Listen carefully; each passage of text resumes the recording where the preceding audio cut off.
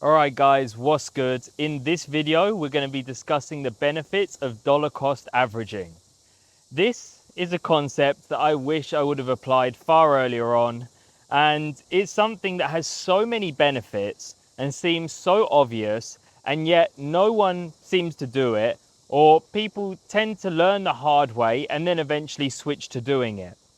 So this method of investing is extremely beneficial for multiple reasons. But before we go over them, let's just discuss what it actually is.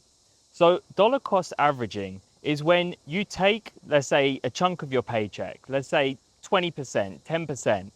You take it every single month, the exact same time, every single month, and you invest it into the market. Let's say you buy the S&P 500 or you buy Bitcoin. Now, you shouldn't do this buying crazy meme coins or something like that. This is for buying top quality projects, okay? So you take that section of your paycheck every month or every week, every 2 weeks. I don't know how often you guys get paid, and it all depends on what you really want to do. But you take a certain amount of money every single week, 2 weeks, month, whatever, and you invest it into the market, into, let's say, the S&P 500. And every single month you repeat this. What happens is over time, first of all, you get into the habit of investing. Second of all, you tend to get all different price points. So you're buying it when it's low, you're buying it when it's slightly higher.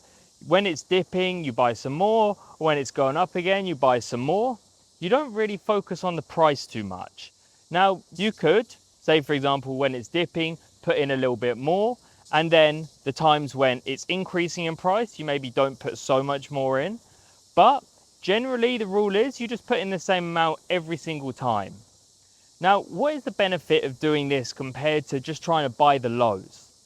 The truth is that for many of you, I imagine you're seeing right now, it can be quite difficult to buy the lows because you never know when the low is actually going to be in. You never know when the bottom is going to be in. So this ends up being quite difficult to deal with mentally.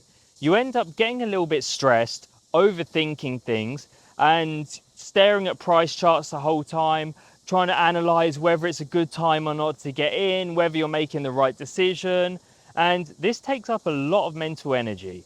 Whereas if you were just to put the same amount in every single month at whatever price it's at without paying too much attention, you'll find that over time you actually end up being quite profitable, provided that you bought the right kind of asset.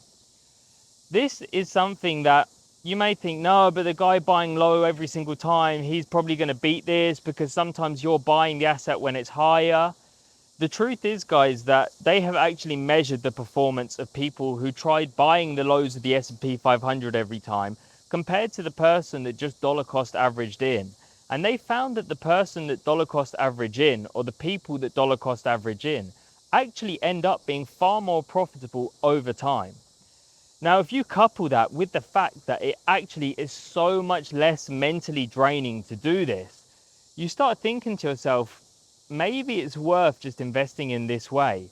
And if I think back to the beginning when I started investing in crypto, if I would have just simply bought Bitcoin and then dollar cost averaged into Bitcoin every single month or every single 2 weeks, instead of trying to trade everything, instead of trying to buy things that, oh, I think that's a good price, buying it and then it dips lower, and then having to deal with the mental stress of that because I put all of the money in, instead of just putting it in bit by bit, I would have actually saved myself so much more stress, and I would actually have more money today than what I have from trading different things, trying to get ahead of the market, because you can make a few good moves, but then if you make one bad one, you can end up losing a lot of money.